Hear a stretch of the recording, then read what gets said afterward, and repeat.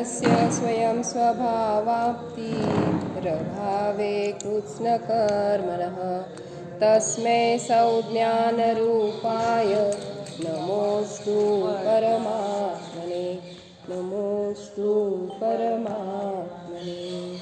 जय बोले आचार्य भगवान पूज्यपाद भगवान की जय। इष्टोपदेश ग्रंथ राज की जय। योग्योपादान योगेन दृशदः स्वर्णतामता द्रव्यादि स्वादि संपत्ता वात्मनोऽप्यात्मतामता वरं व्रते पदं दैवं नाव्रतेर्वतनारकं छाया तपस्थयोर्भेदः प्रतिपालयतोर्महान् यत्र भावः शिवं दत्ते द्योकियद्दूरवर्तिनी यो नयत्याशुगव्यूतिं क्रोशार्धे किं ससीदति ऋषिकजमनातङ्कं दीर्घकालोपलालितं नाके नाकोकसां सौख्यं नाके नाकोकसामिव वासनामात्रमेवैतत् सुखं दुःखं च देहिनां तथा ह्युद्वे जयन्ते ते भोगारोगा इवापदि मोहेन संवृत्तं ज्ञानं स्वभावं लभते नहि मत्तः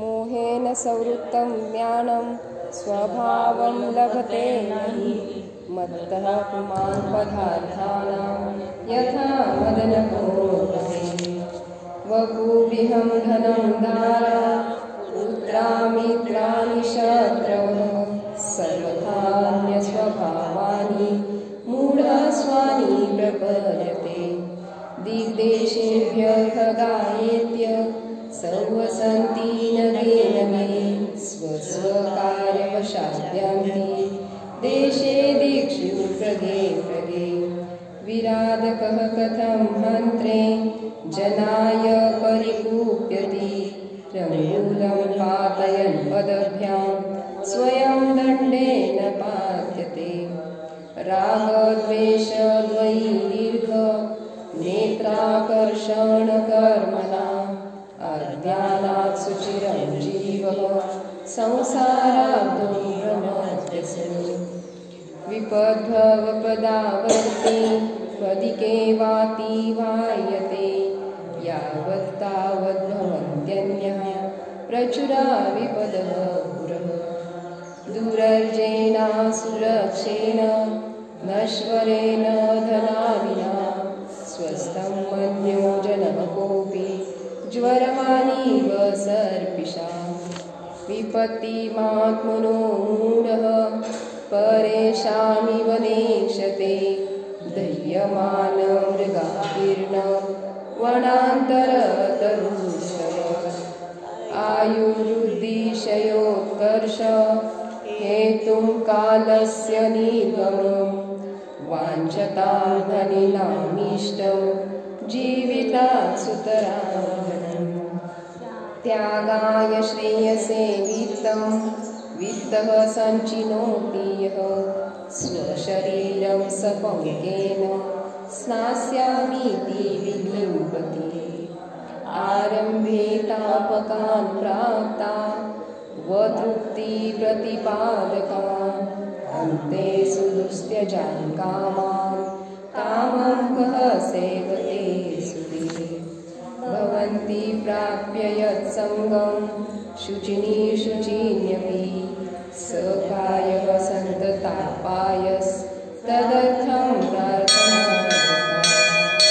यज्जीवस्योपकाराय तद्देहस्यापकारकं यद्देहस्योपकाराय तज्जीवस्यापकारकम् इतश्चिन्तामणिर्दिव्य इतः पिन्याकखण्डकं ध्यानेन चेदुभे लब्धे क्वाद्रियन्तां विवेकिनः स्वसंवेदनसुव्यक्तस्तनुमात्रो निरत्ययः अत्यन्तसौख्यवानात्मा लोकालोकविलोकनः संयम्य करणग्राम मेकाग्रत्वेन चेतस आत्मानमात्मवान् ध्यात्मनैवात्मनि स्थितम् अज्ञानोपास्तिरज्ञानं ज्ञानं ज्ञानी समाश्रयः ददामि यत्तु यस्यास्ति सुप्रसिद्धमिदं वचः परिशहाद्य विज्ञानात् दास्रवस्य निरोधी जायते ध्यात्मयोगेन कर्मणामाशु निर्जरा घटस्य कर्ताविति सम्बन्धः स्याद्वयोर्द्वयोः ज्ञानं देयं यदात्मैव सम्बन्धः कीदृशस्तदा बध्यते मुच्यते जीवः सममो निर्ममः क्रमात् तस्मात् सर्वप्रयत्नेन निर्ममत्वं विचिन्तयेत् एकोऽहं निर्ममः शुद्धो ज्ञानी योगीन्द्रगोचरः बाह्यासंयोगजा भावा मत्तः सर्वेऽपि सर्वथा दुःखसन्दोहभागित्वं संयोगादिह देहिनां त्यजामेनं ततः सर्वं मनोवाक्कायकर्मभिः न मे मृत्युः कुतो भीतिर्न मे व्याधिः कुतो व्यथा नाहं बालो न वृद्धोऽहं न युवैतानि पूर्वते भुक्तोचिता मुहुर्मोहान् मया सर्वेऽपि पूर्वतः उच्छिष्टेष्वतेष्वद्य मम विज्ञस्य का स्पृहा कर्म कर्म हितावन्धि जीवो जीवहितस्पृह स्वस्वप्रभावभूयस्त्वे स्वार्थं को मानवाञ्छति परोपकृतिमुत्सृज्य सोपकार परो भव उपकुर्वन् परस्याज्ञो दृश्यमानस्य लोकः। तर गेले 4 दिवस आपण ह्या श्लोकावर चर्चा करत आहोत. काय सांगितले? परोपकृती मुत्सृज्य सोपकार परो भव. म्हणजे आता ह्या श्लोकातून कुणाला काय ग्रहण झालं? एक 2-2 वाक्यामध्ये 2-4 वाक्यामध्ये ज्याला जसं जमतंय तसं त्यांनी काय ग्रहण झालं, तुमचे मुख्य बिंदू ते मला थोडंसं, म्हणजे मी जे पोहोचवायचा प्रयत्न होता तिथपर्यंत मी सफल झाले का मला अजून थोडंसं त्याच्यावर काम करावं लागेल. ह्याच्यासाठी मला फक्त की ह्या श्लोकामधून आपण काय ग्रहण केलं? परोपकृती मुत्सृज्य सोपकार परो भव. म्हणजे दुसऱ्याचं कल्याण, दुसऱ्याचं उपकार, दुसऱ्यावर उपकार करायचं सोडून स्वतःवर उपकार करण्यामध्ये तत्पर हो. उपकुर्वन् परस्याज्ञो दृश्यमानस्य लोकवत. ज्या दिसणाऱ्या लोकामध्ये, दिसणाऱ्या जगतामध्ये काय झालेलं आहे? पराचंच उपकार करताना, परावरच उपकार करताना अज्ञजन दिसत आहे. तर मग हे तर झाला शब्दार्थ. तर ह्याच्यामधून काय भाव ग्रहण झाला थोडंसं 2-2 वाक्यामध्ये सर्वांनी सांगण्याचा प्रयत्न करावा की काय ग्रहण झालं. मी अज्ञानाने पराची तुटा ठेव किंवा परावरच उपकार करत बसलो, आत्म्यावर तो उपकार केलाच नाही. यातून मग काय करायला पाहिजे? केला नाही मान्य, कळलं. पुढे करायला काय हवं? तर ते सोडून मी माझ्या आत्म्यावरच उपकार करण्याचा प्रयत्न करावा, करणार आहे असं.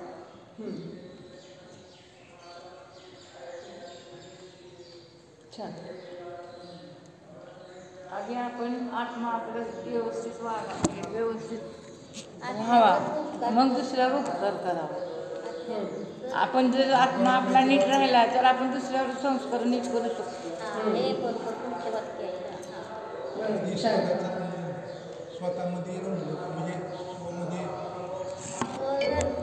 स्वकडेच राहण्याचा प्रयत्न सतत केला. स्वमध्ये राहण्याचा सतत प्रयत्न केला पाहिजे किंवा भाव तसे केले पाहिजेत. अंतरात्मा होण्याचा, संयम ठेवण्याचा, क्रोध सोडून देण्याचा, शरीरावर ममत्व न ठेवण्याचा.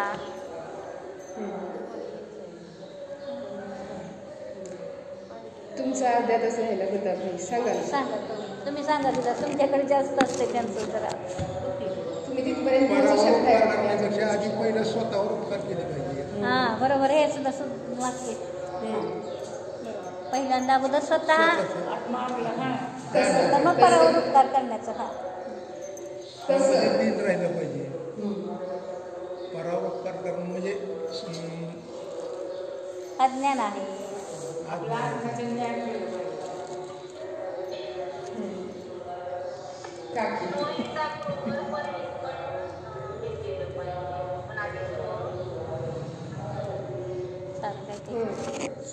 छान सीमा. आधी स्वतःवर उपकार केला पाहिजे व दुसऱ्यावर आपोआपच होते. दुसऱ्यावर आपण उपकार करू शकत नाही, आपण कोणाचं काहीच करू शकत नाही. बेस्ट, मस्त. एकदम छान आहे. अजून इकडे ऑनलाईन कोणी सांगायचं असलं तर असंच अनम्यूट करून सांगा. आपण 4 दिवस याच्यावर चर्चा करत होतो. मग मला काय आज हे वाटलं की आपण जे पोहोचवायचे ते प्रॉपर पोहोचू शकलो का नाही. म्हणून मला जस्ट थोडंसं मला जज करायचं आहे. इथं तुम्हाला जज करण्यासाठी मी विचारलेलं नाही, मी स्वतःला जज करण्यासाठी विचारत आहे की मी पोचू शकते का नाही, मी कॅपेबल आहे का नाही, मला कुठं काम केलं पाहिजे ह्याच्यासाठी मी विचारत आहे. संगीता काकी सांगत. अज्ञपणाने आतापर्यंत पराचाच उपकार करत आलेलो आहे, तरी आता तत्परतेने स्वतःवर उपकार केला पाहिजे. आधी स्वतःवर उपकार करा आणि नंतर परोपकार करा. कसं करायचं? स्वभावामध्ये राहून, विभाव सोडून स्वभावामध्ये राहून आधी स्वतःचा उपकार करायचा आहे आणि नंतर पराचा. छान. पण पराचा उपकार करायचा आहे.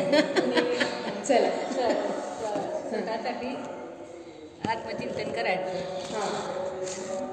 पराचा बी दोन्ही चालवायला लागणार आहे. छान.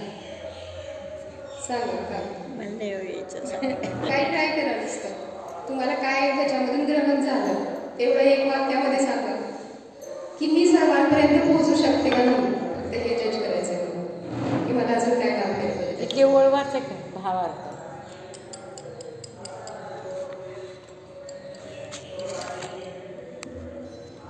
ठीक आहे. परावर उपकार करणारा मी फक्त निमित्त मात्रच आहे ना. त्याच्या ह्याच्याप्रमाणे त्याला होणार परिणमत आहे. आपल्या ह्याच्यामुळं ते परिणमत आहे. म्हणजे जर कोणाचा झाला उपकार ते फक्त आपण निमित्त मात्र आहोत. आपण काही करू शकत नाहीये, फक्त निमित्त मात्र आहोत. जर झालंच तरी पण आपण निमित्त मात्र आहे. त्यात करतापणा घ्यायचा नाहीये की मी केलं. अहमभाव नाही किंवा कर्ताभाव नाही घ्यायचा आहे की मी केलंय. तर ते आपोआप झालंय आणि तुम्ही फक्त निमित्त झालाय ते करा. येस, हे पॉइंट्स सगळे गरजेचे होते है ना. मग आता आपण लक्षात काय घ्यायचं होतं की आपण फक्त निमित्त आहोत, करता नाही आहोत. पण आपण म्हणतो ना की व्यवहार काय सोडून द्यायचा का. म्हणजे व्यवहारामध्ये आतापर्यंत आता सगळ्यांचं करत आलेलो आहोत.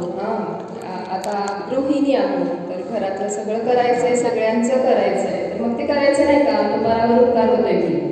आपण दुसऱ्या दिवशी चर्चा केली होती की गृहिणी 24 तास सुद्धा प्रत्येकाला अनुकूलता देण्यासाठी प्रयत्न जरी करत असली आणि त्याच्यामध्ये जरी झटत असली तरी ती काय करते, जर स्वभावामध्ये राहिली, मी करते म्हणून ह्यांचं सगळं चालू आहे व्यवस्थित, हे जर तिची मान्यता असेल तर ती पराचाच उपकार करते.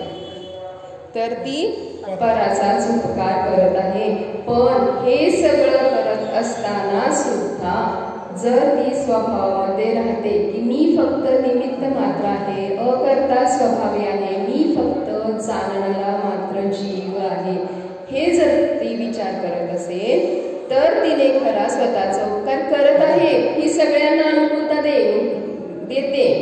म्हणजे इथं आचार्य हे सांगत नाही तुम्ही व्यवहार सोडा, परावर अपकार करा असं सांगत नाही.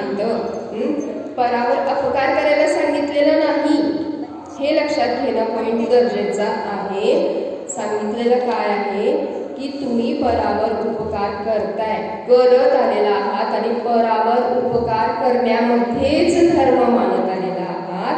तर ही म्हणजे काल जी आपण चर्चा केली होती, मला त्यातला पण एक पॉइंट आवश्यक होता, म्हणजे ह्याला आपण धर्म मानत बसतोय. कारण अन्य मतांमध्ये तेच सांगितले, पर उपकार करा, तीच ईश्वर सेवा आहे, मानव सेवा. ते काय करतात काही ह्याच्यामध्ये की अगदी तिथलं खायला प्यायला व्यवस्था करतात, तिथलं पुसून वगैरे घेतात आणि हाच आमचा धर्म आहे. तर हे सगळं तिथंच अडकून बसलेत ते फक्त भक्तच बनू शकतायत अशा पद्धतीने. तर आपला दर्शन सांगते तुम्ही भगवान बनू शकता, तुमच्यामध्ये ती कॅपॅबिलिटी आहे, तुम्ही भगवान बनू शकता. आणि ती कॅपॅबिलिटी तुम्हाला जाणणं, स्वभावाला जाणणं गरजेचं आहे. म्हणून इथं सांगितलं आचार्यांनी आपल्याला की पराचा उपकार करणं सोडून दे. म्हणजे काय, कारण आतापर्यंत आपण व्यवहाराच्या दृष्टीने पण बघितलं तर काय आहे, पराचंच करत गेलो, कधीही स्वतःला जाणलं नाही, स्वतःला जीव जाणला नाही, स्वतःचा जीवाचा स्वभाव जाणला नाही. आणि परत काय की हे झालं आता व्यवहाराच्या दृष्टीने. पण त्यानंतर सुद्धा समजा आम्ही धर्म मार्गात लागलो तरी सुद्धा काय केलं, पूजा आदी वगैरे गोष्टींमध्येच राहिलो की मी धर्म करत आहे, तिथं देखील स्वभावाला जाणलं नाही. म्हणून काय सांगितलं की आत्महित स्वोपकार करो, स्वतःचा उपकार करण्यामध्ये तत्पर होतं. स्वला जर जाणलं, स्वला जाणलं तर स्वतःचं हित कळणार आहे. स्वला जर नाही जाणलं तर स्वतःचं हित कळणार नाही. मग पहिलं ठरवा की मी कोण आहे, त्यानंतर मग तुम्हाला लक्षात येईल मी जर ही पर्याय आहे तर मी ह्या पर्यायाचा उपकार करणार. पण मी जर जीव आहे तर काय करणार, मी जीवाचा उपकार करणार. मग इथं काय सांगितलेलं होतं, परोपकाराने पुण्यबंध होतोय, पण आपल्याला पुण्याच्या पण पुढे जायचं. पुण्य होतच आहे, पुण्य होत नाही असं नाहीये. ते अपेक्षित आहे की फक्त पुण्यच करायचं नाही, कारण पुण्य देखील बंधच आहे ना, पुण्य देखील बंधच आहे. ती काय म्हणतात ना, सोन्याची बेडी आहे ना, पापाला लोखंडाची बेडी म्हटलं सोडून दिलं, पण पुण्यामध्ये अडकून बसलो. पण ती सोन्याची बेडी आहे हे लक्षात घ्या, हे लक्षात आपल्याला घ्यायचं आहे की मी पुण्य आणि पापाच्या अतीत जाऊन अतींद्रिय आत्मिक सुखाला प्राप्त करू शकतो, हे आपल्याला लक्षात घ्यायचे आणि हे शिकायचे. खरा उपकार आचार्य पूज्यपाद भगवानने आपल्यावर केलेला आहे. खरे उपकार महाव्रतीच करतात की काय आहे ते आपल्याला खऱ्या देवशास्त्रगुरूंच्या सानिध्यामध्ये आणून सोडतात.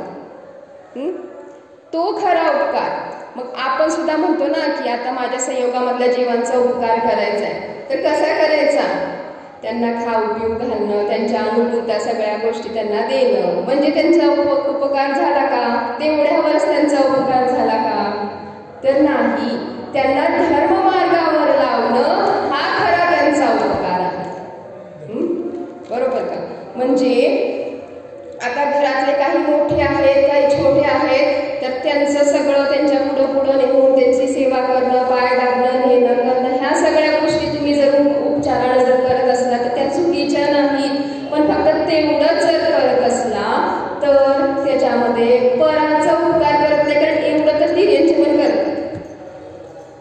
तसं बघायला गेलं तर ती त्यांच्या देखील आपल्या संयोगामधल्या जीवांना खाऊ पिऊ घालतात, खायचं प्यायचं शिकवतात, शिकार करण्याचं शिकवतात, आपलं अन्न कसं आणायचं शिकवतात, हे तर सगळं शिकवतात.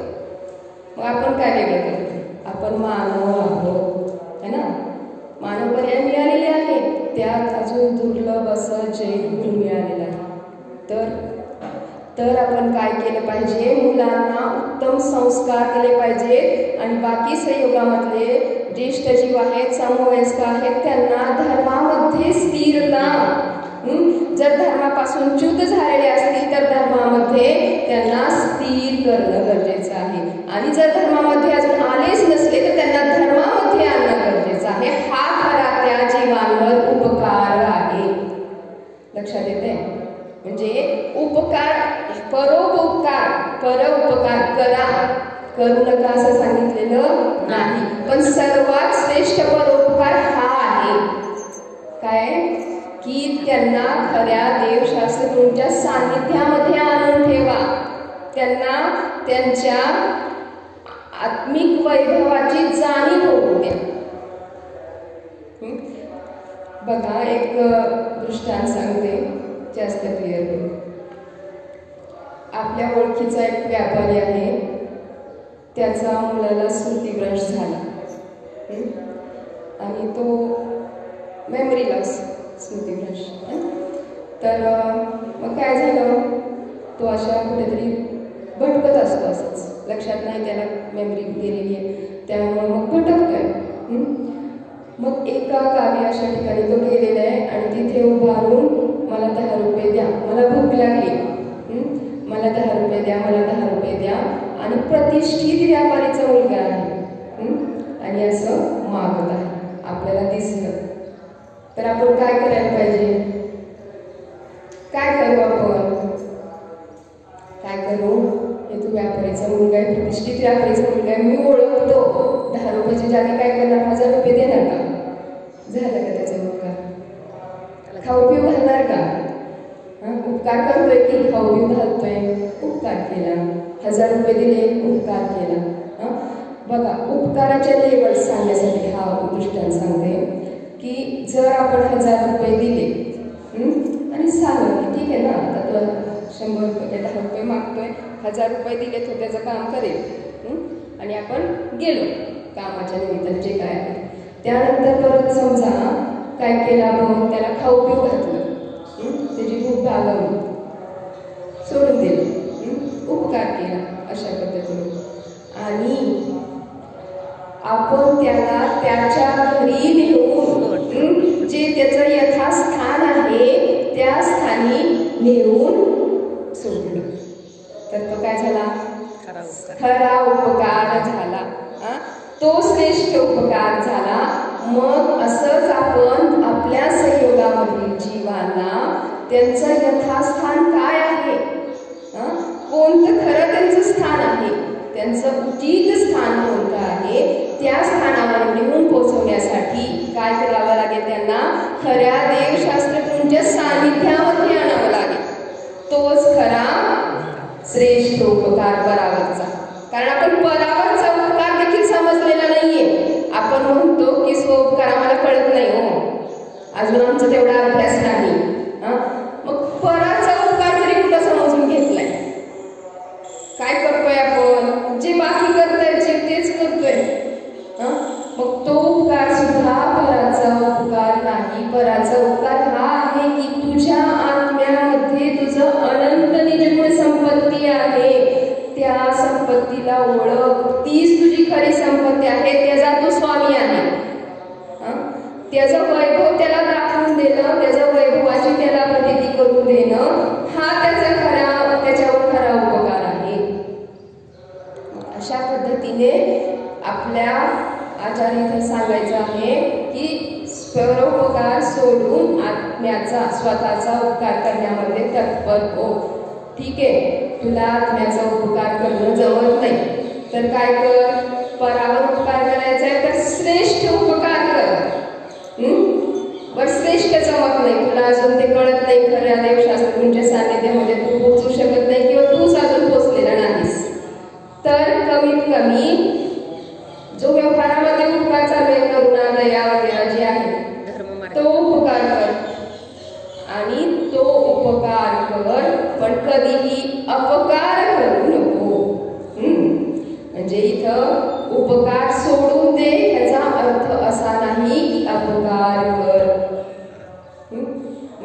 आपल्याला वर वर चढत जायचंय, खाली नाही जायचं. उपदेश ग्रहण करून खाली कधी नाही उतरायचं, खाली कधी नाही जायचं, वर चढायचं असतं. श्रेष्ठता प्राप्त करायची असती, कनिष्ठता प्राप्त करायची नसते. मग तुम्ही दया करू नका म्हणताय, मग काय निर्दयता करा का, क्रूरता करा का, उपकार करू नका म्हणताय, मग अपकार करा नाही. सांगतायत काय की तुम्ही उपकार करताय किंवा ज्याला उपकार समजताय तो खरा उपकार नाहीच, पहिली गोष्ट. दुसरी गोष्ट, खरा उपकार तुम्ही जाणला नाही.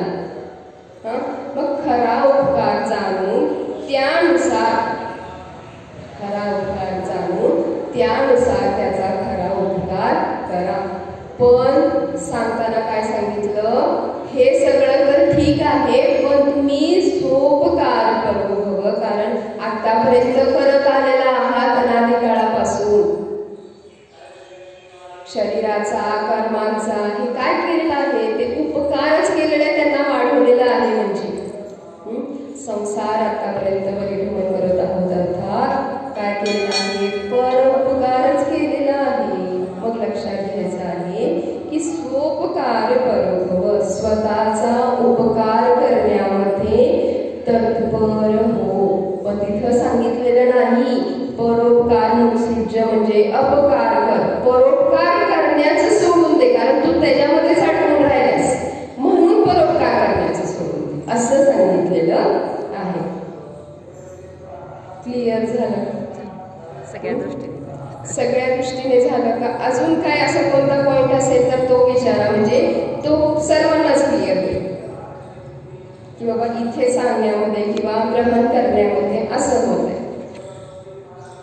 कारण कुठेतरी माझ्याही मनात असं वाटत होतं की मी ते पोहोचू शकले नाही जे मला पोहोचवायचं आहे असं वाटतंय, म्हणून मी त्याला 4 दिवस आणि आज परत त्याचंच घेतलं की बाबा कुणापर्यंत काय पोहोचला, काय सांगितलं. हो क्लिअर झालं असेल तरी काही शंका असली तरी विचारा, म्हणजे ते काय होतंय. आणि असं विचारलं तर चर्चा होते आणि सर्वांचंच क्लिअर होतं. काही जणांना असं असतं की कसं विचारलं, असंही असतं, तर विचारा सर्वांनी. उलट तसं प्रॉपर विचारलं तर माझाही अभ्यास वाढतो, तसं माझंही चिंतन. काकीने त्या दिवशी म्हटल्यावर मी अजून तुझ्यावर चिंतन केलं की ह्याला कसं सांगितलं गेलं पाहिजे, म्हणजे ते तसं अजून अभ्यास माझाही वाढतो, त्याच्यामध्ये मी माझाच वाटत होते. सांगितलं ते सोपं काय बरोबर का नाही, आचार्यांनी सांगितलेलं आहे की नाही की दुसऱ्यांना देवशास्त्राच्या सानिध्यात आणताना आपल्यावर पण होतं ना, तर आपलं पण होतंय, तो पण पॉइंट आहे ना. एकदम बरोबर. हे आपल्याला बोनस मिळतंय. आपण दुसऱ्या संयोगामधील जीवांना खऱ्या देवशास्त्र गुरूंच्या सानिध्यामध्ये आणण्यामध्ये जर अनुकूलता आणली तर आपल्यालाही ते सानिध्य आपोआपच लागतंय, आपल्याला पण है ना, सहजतेने लागतंय, सहजतेने आपण त्या सानिध्यामध्ये येतो आहोत, है ना. जर आपण समजा उदाहरण घ्यायचं झालं तर घरामध्ये कोणी आहेत आपल्या की ज्यांना स्वतःहून शास्त्र काढून वाचता येत नाही, मग काय आपण काढून वाचलं तर आपलं देखील स्वाध्याय होतोय आणि त्यांना देखील ते पोचते. जसं आपण हा उपक्रम चालू केला, म्हणजे तसंच की माझं देखील होतंय, पण सांगितलं काय सर्वात अगोदर आपलं हित बघा, कारण माझं कल्याण काय आहे, मी कोण आहे हे जर लक्षात आलं तर काय होणार आहे, दुसऱ्यावर सहज उपकार होणार आहे. म्हणून सांगितलं की सोपकार करो. मागे पण सांगितलं होतं की जर स्वतः जर डुबत असो तर आपण डुबणाऱ्याला वाचू शकत नाही, मग स्वतः पहिल्यांदा तरुण किनाऱ्यावर या आणि मग वाचवा. म्हणून वाचू नका असं सांगितलेलं नाही, वाचवाच, पण पहिलं स्वतःला वाचवा, स्वतः किनाऱ्यावर या आणि त्यानंतर पराला किनाऱ्यावर आणा, पराला वाचवायला जावा. जगली 24 भगवान की जय, जिनवानी माता की जय. धर्म संसार सुख धर्म करवाण धर्म बसावे विनाण जिनवाणी के स्तुती करे अल्पबुद्धि परिणाम श्रावक विनती करे ज्ञाते मोहि ज्ञान शास्त्र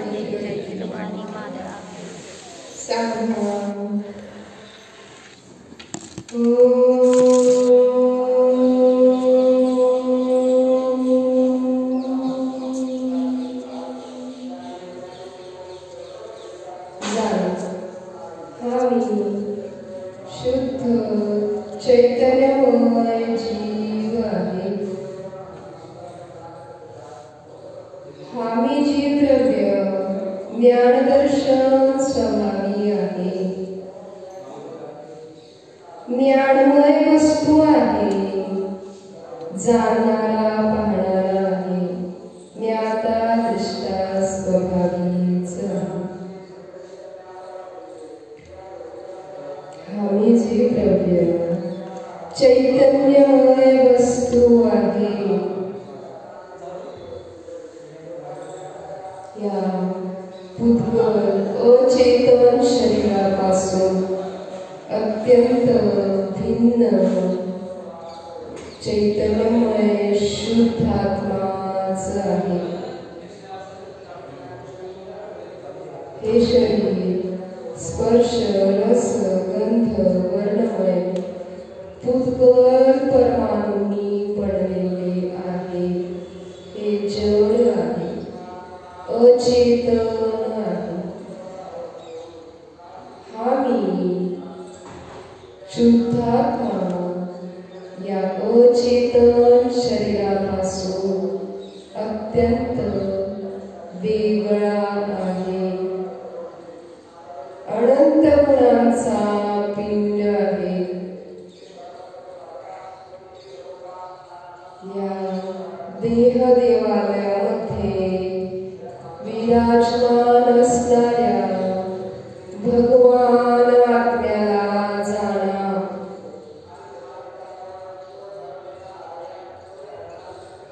हा मी शुद्धात्मा जाणणाराच आहे. अकर्ता स्वरूपी आहे.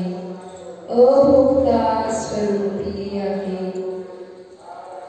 करणे माझे काम नाहीच. मी तर फक्त जाण रूपाने जाणूच शकतो. जाणणाराच आहे. पक्क करा.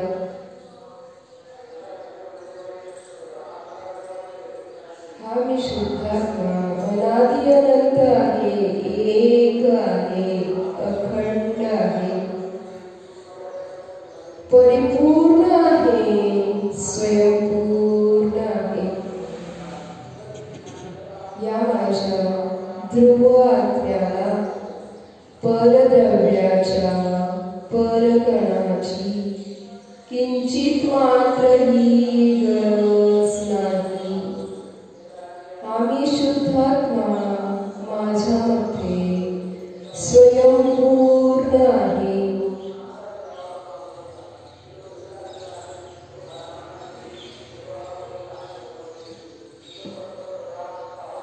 अविनाशी स्वरूप जाणा.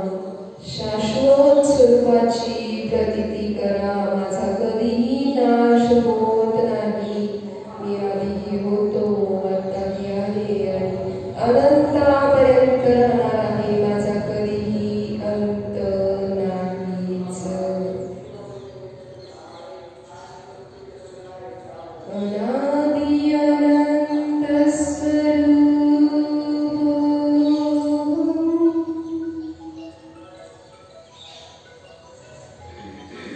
शुद्ध चिदानंद स्वरूप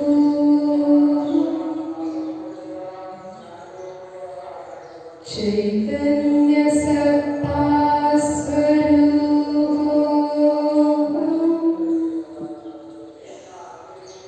टंकोत्कीर्ण न्यायक स्वरूप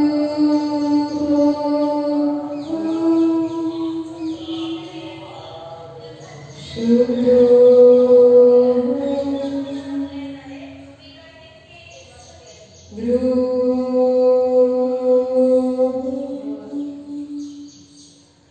जीवो.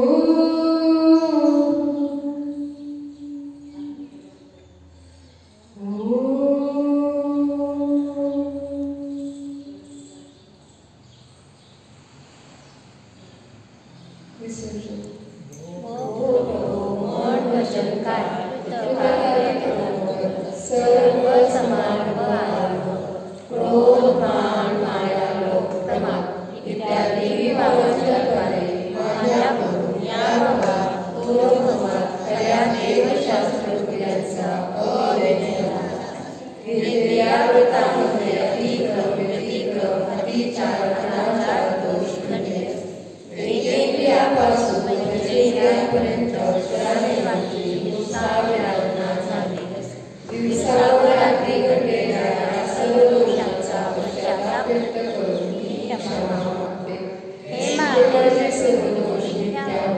स्वाध्याय करताना जे काही दोष घडले